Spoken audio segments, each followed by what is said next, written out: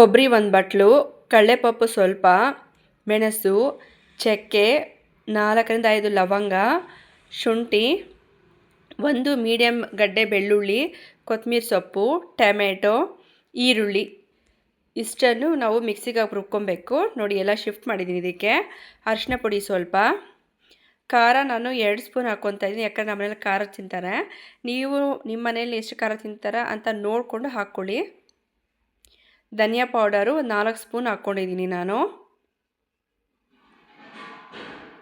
ಇಷ್ಟನ್ನು ಹಾಕ್ಕೊಂಡು ಮಿಕ್ಸಿಗೆ ರುಬ್ಕೊಳ್ಳೋಣ. ನೋಡಿ ರುಬ್ಬಿರೋದನ್ನು ಒಂದು ಬೌಲಿಗೆ ಶಿಫ್ಟ್ ಮಾಡ್ಕೋಬೇಕು.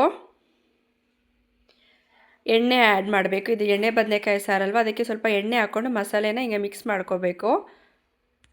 ಈಗ ಬದನೆಕಾಯಿನ ನೋಡಿ ಈ ರೀತಿಯಾಗಿ ನಾನು ತೋರಿಸಿದ್ದೀನಲ್ಲ ಆ ರೀತಿಯಾಗಿ ಕಟ್ ಮಾಡ್ಕೊಳ್ಳಿ. ನಂತರ ನಾವೇನು ರುಬ್ಬಿಟ್ಟಿದ್ದೀರ ಅದನ್ನು ಅದರೊಳಗಡೆ ಹಾಕೋಬೇಕು. ನೋಡಿ ಈ ರೀತಿ ಫಿಲ್ ಮಾಡಬೇಕಿದು. ನಾನೊಂದು 6 ಬದನೆಕಾಯಿನ ರೆಡಿ ಮಾಡಿ ಇಟ್ಕೊಂಡಿದ್ದೀನಿ. ಈಗ ಒಲೆ ಮೇಲೆ ಕುಕ್ಕರ್ ಇಟ್ಕೊಂಡು ಎಣ್ಣೆ, ಸಾಸಿವೆ, ಕರಿಬೇವಿನ ಸೊಪ್ಪು ಹಾಕ್ಕೊಂಡು ಒಂದೊಂದೇ ನಿಧಾನಕ್ಕೆ ಹಾಕ್ಕೊಂಡು ಬರಬೇಕು. ಬದನೆಕಾಯಿ ಸ್ಟವ್ ಬಂದು ಮೀಡಿಯಮ್ ಫ್ಲೇಮಲ್ಲಿ ಇಟ್ಕೊಳ್ಳಿ.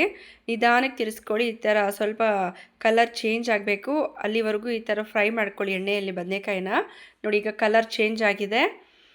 ಇವಾಗ ಏನು ಮಾಡೋಣ ಅಂದರೆ ನಾವು ರುಬ್ಬಿಟ್ಟಿರ್ತೀರಲ್ಲ ಮಿಕ್ಕಿರೋ ಮಸಾಲೆ ಅದನ್ನೆಲ್ಲ ಇದರೊಳಗಡೆ ಹಾಕ್ಕೊಳ್ಳೋಣ. ನಮ್ಗೆ ಎಷ್ಟು ಬೇಕೋ ನೀರು ಅಷ್ಟನ್ನು ಅದನ್ನು ಹಾಕ್ಕೊಂಡು ಅದರೊಳಗಡೆ ಕಲಿಸ್ಕೋಬೇಕು. ನೋಡಿ ಈ ಥರ ಕನ್ಸಿಸ್ಟೆನ್ಸಿ ಇದ್ದರೆ ಸಾಕು, ತೀರಾ ನೀರು ಹಾಕ್ಕೋಬಾರ್ದು. ರುಚಿಗೆ ತಕ್ಕಷ್ಟು ಉಪ್ಪು ಹಾಕ್ಕೊಂಡು ಇನ್ನೊಂದು ಸತಿ ಕಲಿಸ್ಕೊಂಬಿಡೋಣ. ಯಾಕಂದರೆ ಉಪ್ಪು ಹಾಕಿದಿರಲ್ಲ, ಉಪ್ಪು ಕರಗಬೇಕು, ಅದಕ್ಕೋಸ್ಕರ ನೋಡಿ ಈ ಥರ ಹಾಕ್ಕೊಂಡು ಕಲಿಸ್ಕೊಂಡು ಕುಕ್ಕರ್ ಮುಚ್ಚಳ ಮುಚ್ಕೊಂಡು 2 ವಿಜಿಲ್ ಕೂಗಿಸ್ಕೊಂಡ್ರೆ ನೋಡಿ ಈ ರೀತಿಯಾಗಿ ಸಾಂಬಾರು ರೆಡಿ ಆಗಿಬಿಡುತ್ತೆ. ಬದನೆಕಾಯಿ ಅಂತೂ ಒಳ್ಳೆ ಬೆಣ್ಣೆ ಥರ ಆಗಿರುತ್ತೆ, ತುಂಬ ಟೇಸ್ಟಿಯಾಗಿರುತ್ತೆ. ಮುದ್ದೆ ಜೊತೆಗೆ ಎಣ್ಣೆ ಬದನೆಕಾಯಿ ಸಾರು ಸೂಪರಾಗಿರುತ್ತೆ, ನೀವು ಟ್ರೈ ಮಾಡಿ. ಈಗ ಟೇಸ್ಟ್ ಹೇಗಿದೆ ಅಂತ ನೋಡೋಣ.